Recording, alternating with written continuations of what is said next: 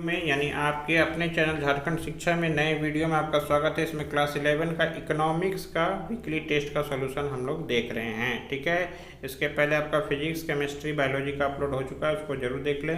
अब ये इकोनॉमिक्स का सॉल्यूशन है। ठीक है, तो सबसे पहला सवाल देखिए, मेरे पास जो क्वेश्चन उपलब्ध हो पाया है वो हिंदी में उपलब्ध हो पाया है। किन्हीं के पास अगर इंग्लिश में होगा तो वो उससे भी आंसर मिला सकते हैं, क्योंकि ऑप्शंस अलग अलग नहीं होंगे। ठीक है, तो सबसे पहला सवाल है आपके पास कि अर्थशास्त्र जीवन के सामान्य कारोबार के संदर्भ में मनुष्य का अध्ययन है, ये किसने कहा था? ये किस अर्थशास्त्री का कथन है? तो ये बोला गया था अल्फ्रेड मार्शल के द्वारा। किसके द्वारा? अल्फ्रेड मार्शल के द्वारा। आर्थिक समस्या क्यों उत्पन्न होती है? तो आर्थिक समस्या इसीलिए उत्पन्न होती है कि सीमित आवश्यकता नहीं, संसाधनों का एकल प्रयोग, संसाधनों की प्रचुरता या आपका संसाधनों की दुर्लभता। इसका आंसर आपका हो जाएगा संसाधनों की दुर्लभता। ठीक है, तीसरा नंबर सवाल में आएंगे, निम्नलिखित में कौन एक सांख्यिकी आंकड़ा नहीं है? सांख्यिकी यानी क्या? नंबर होना चाहिए। तो आपको क्या बताना, उसमें नंबर होना चाहिए। देखिए, पहला में 1000 है, 121 है, 100 है, दिख रहा है, और इसमें बाढ़ के बारे में बोला गया। बाढ़ का कोई नंबर तो नहीं होता है, तो यानी ऑप्शन नंबर क्या हो जाएगा? डी आपका सही हो जाएगा। आगे है शब्द स्टैटिस्टिक्स।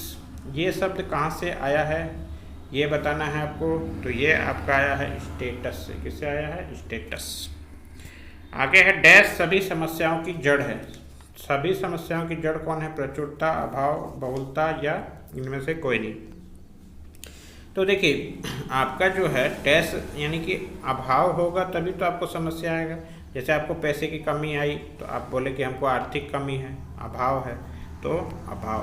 ठीक है, चलिए, निम्नलिखित में से चर का एक उदाहरण। चर मतलब वो चल नहीं सकता, उसका कोई मतलब, चर मतलब क्या? यहाँ से वहाँ जा नहीं सकता।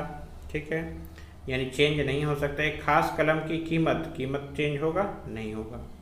तो खास लैपटॉप की कीमत भी चेंज नहीं होगा। बेंच की लंबाई भी चेंज नहीं होगा। चेंज क्या होगा? राष्ट्रीय आय चेंज होता है।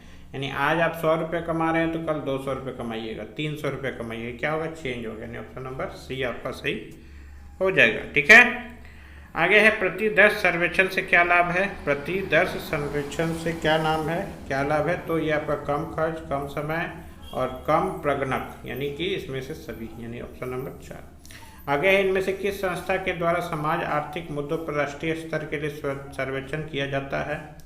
तो किसके द्वारा किया जाता है? राष्ट्रीय प्रतिदर्श और सर्वेक्षण संगठन, यानी ऑप्शन नंबर बी आपका सही हो जाएगा।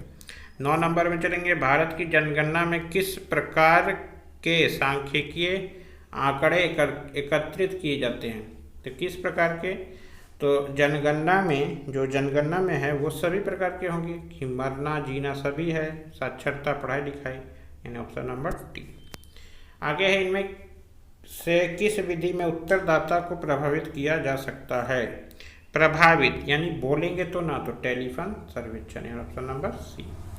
वर्ग सीमा 60 से 80 का मध्य बिंदु, 60 से 80, तो बीच में क्या आएगा?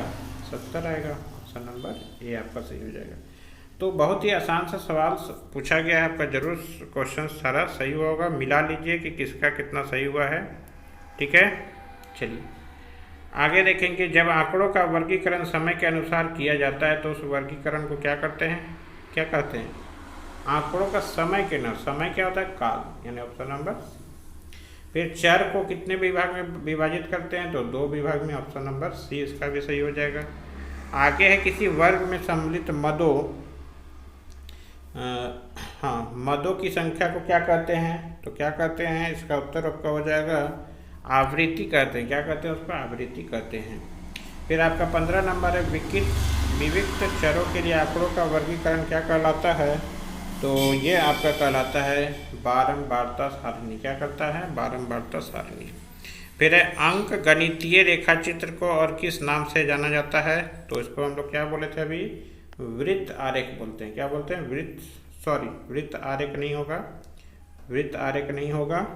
इसका उत्तर क्या बोला गया है? अंक गणितीय रेखाचित्र को किस नाम से जाना जाता है? तो अंक गणितीय यानी काल श्रेणी, यानी आगे बढ़ना, चेंज होना, यानी ऑप्शन नंबर ए। तो चैनल को सब्सक्राइब करना ना भूलें और आंसर को मिला लीजिए और कमेंट बॉक्स में बताइए कि आपका कितना सही हुआ है। धन्यवाद, थैंक यू।